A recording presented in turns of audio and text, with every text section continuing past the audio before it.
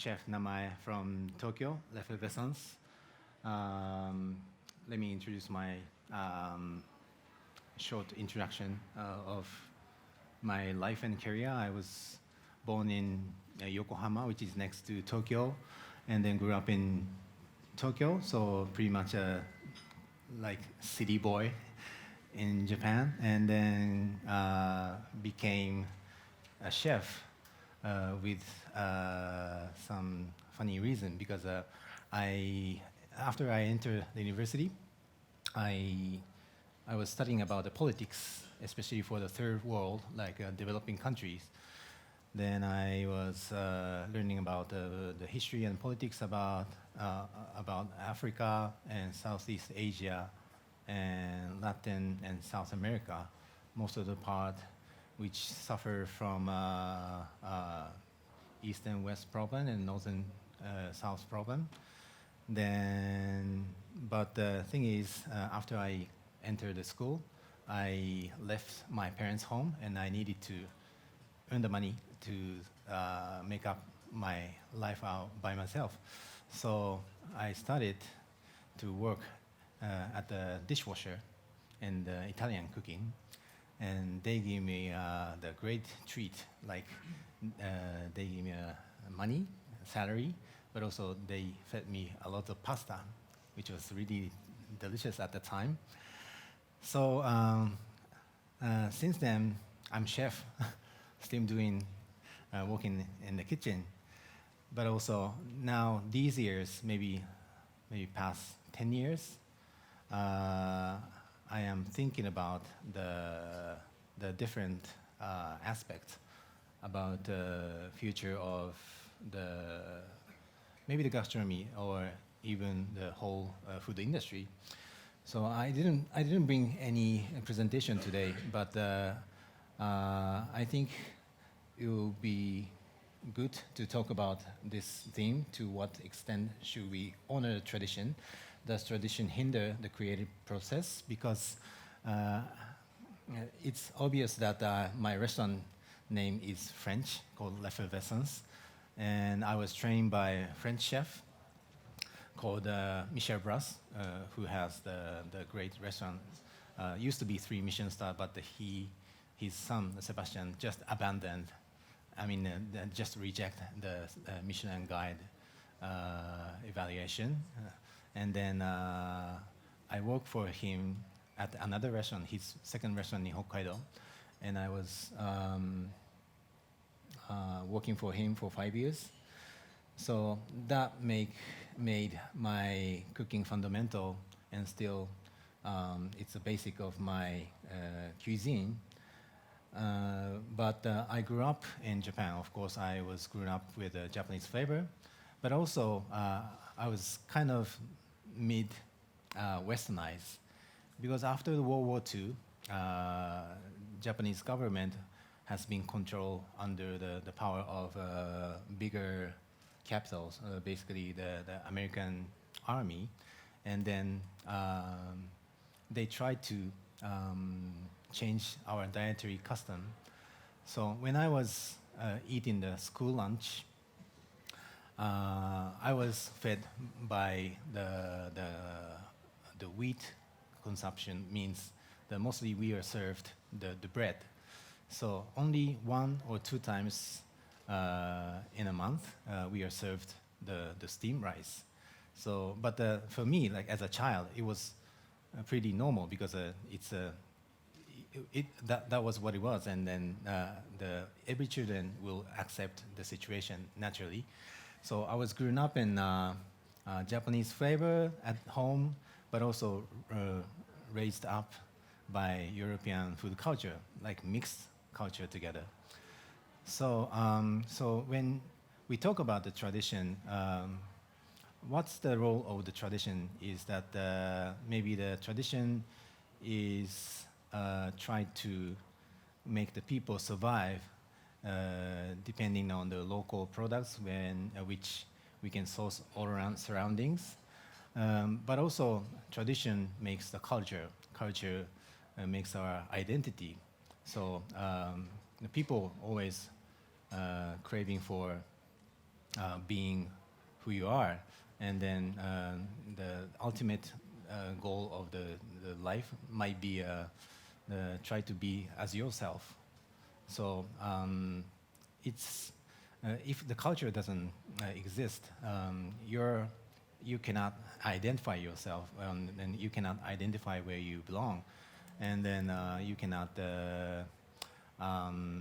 identify yourself, and then you're in the maybe how can I say identity crisis.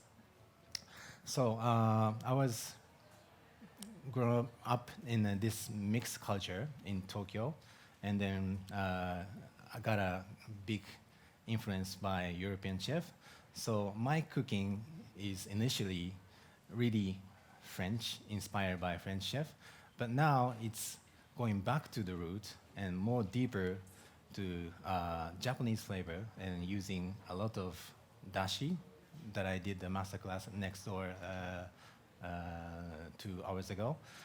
And I think this is really natural direction that we all heading back to the root.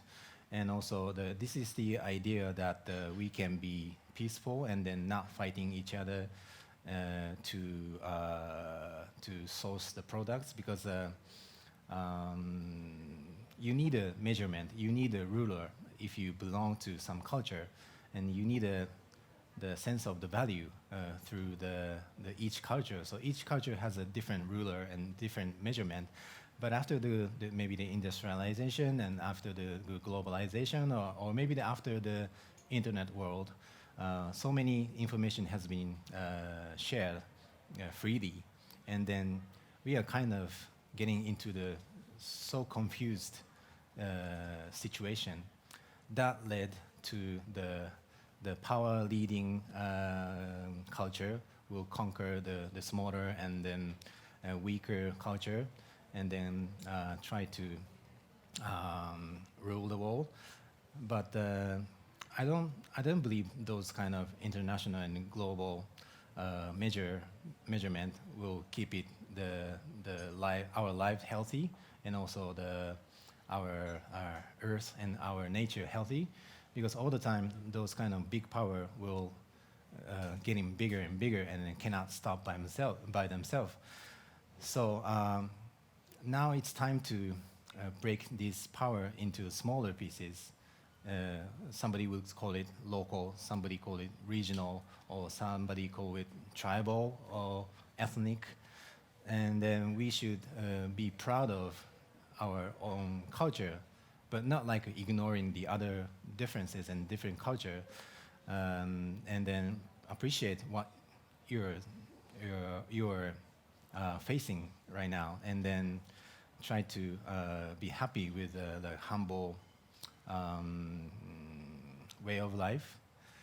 And when last year I went to Laos for my first trip, and then I didn't go to the capital city Vientiane, but flew to the northern part of Laos, pretty much closer to the China border, which is called Luang Namata. So that village was surrounded by 10 to 12 different tribes, and then each tribes live with the harmony, but not like like fighting each other or like competing each other hard. But they stick to the local environment based on the river fish, and also the mountain vegetable and beautiful products. And I think that experience changed my future perspective of what is the happiness for the life, because the Laos is literally categorized as one of the poorest country in terms of economical measurement.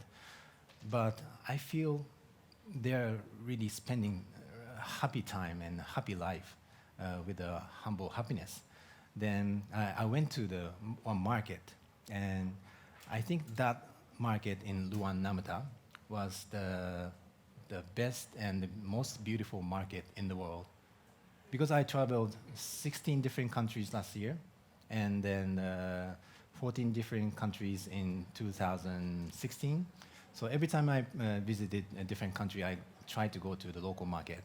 And then that market in Luang Namata in Laos was most beautiful because the number of the population doesn't change dramatically. And also each vendor and each merchant knows the balance of what they should take from the farm or from the nature or from the river, and what should they rely on, and what amount of the products they can source, and then it's circulating in a very healthy way. So in that economically poor country, keeping the best balance according to the nature in between, the harmony with the nature, and also the human culture. They're not like indigenous or the old tribal who is stick their life into the foraging or hunting, but they are doing the farming, and also they are they are singing at the weekend by karaoke. So at the end of the week, there are so many loud voices coming out from each houses, which makes me really happy and smile. But that's the most humblest and most purest happiness that I felt in such a small village. But I think that is one of the sustainable way of life that we should learn from, not like a big thing, big power or big measurement, but the tiny little rulers or tiny little measurement can teach you how you feel the life better, and also how you categorize and how you identify yourself to the place where you belong. So in this forum, I would like to say that I think that the most creative process and most creative thing is to make our life, to make out new tradition, to be more humble, and also try not to push too hard and too much each other, and then try to keep the balance, and then try to respect the differences. And that, I think, you can show your originality in your life. If you're a cook, if you can represent your originality through that, not like following the big and famous chef, or or like copying the beautiful looking dish, but you can stick to your land and stick to the place where you belong, and then it's going to be the most creative thing for the future. So that's my conclusion for to what extent should we honor tradition, and does tradition hinder the creative process? Thank you very much. Thank you, Chef.